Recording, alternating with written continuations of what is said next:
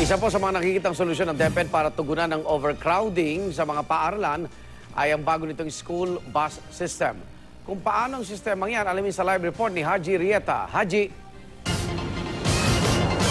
Dito nga tayo ngayon sa Malinta Elementary School, dito nga sa Valenzuela kung saan nga dito gaganapin itong bus system ng Department of Education. At sa Metro Manila, dito lang gaganapin ito at nasa 1,000 nga itong estudyante dito sa eskwelahang ito kung saan hindi kasya yung mga classroom nandito. Kaya karamihan sa mga estudyante ay lilipat nga sa Karuatan West Elementary School. At gaya nga nang nakita nyo, itong mga estudyante katatapos lamang itong flag raising ceremony nila. At maya-maya ay papasok na sila sa kanilang mga classroom para simulan na itong kanilang unang araw ng kanilang pagbabalik eskwelahan. At simula ngayong Lunes, susundin ang mga estudyante sa pinalagad ng 10:30 a.m. At dadalhin sa Karuhatan, magiging panghapon ng shift ang mga bata doon. Ayon sa DepEd ay kaya nila ito ginawa dahil ayaw nila bastang itaboy na lang ang mga estudyante at kailangan nila masigurado na makapag-aral pa rin sila kaya i-enroll nila ang mga bata sa Karuhatan pero sila ang mamamahala naman sa kanilang pag-transfer sa mga estudyante roon. At may sobrang classroom pa kasi rito na kayang i-accommodate ang sobra sa mga estudyante na galing ng Malinta Elementary School. At sa ngayon nga, pakita lang natin itong classroom nitong eskwelahan dito.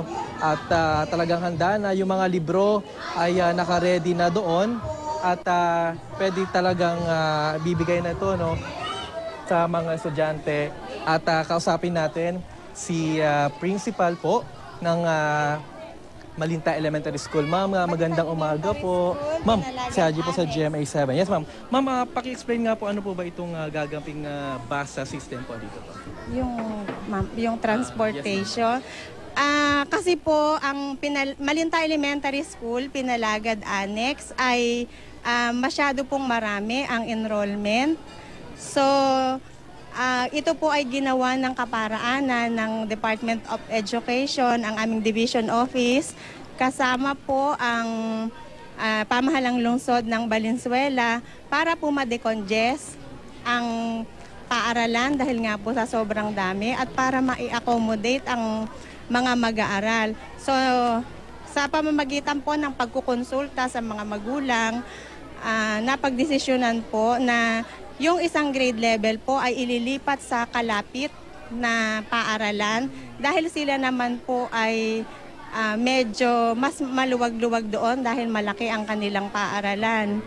So yun po ay mamaya ang lahat po ng aming mga grade 5 ay itatransport namin doon sa Karuhatan West Elementary School. Maraming salamat po, ma'am. At ayun nga, itong kanilang covered court kasi ginagawa, itong mga nakarang school year, ginagamit ito na classroom. Pero nga dahil sa bagong policy ngayon, itong bus system nga, lilipat yung mga estudyante, ay magiging free na itong covered court na ito at wala ng mga magkaklase pa rito. At yung mga pinaka-latest mula dito, balik sa inyo.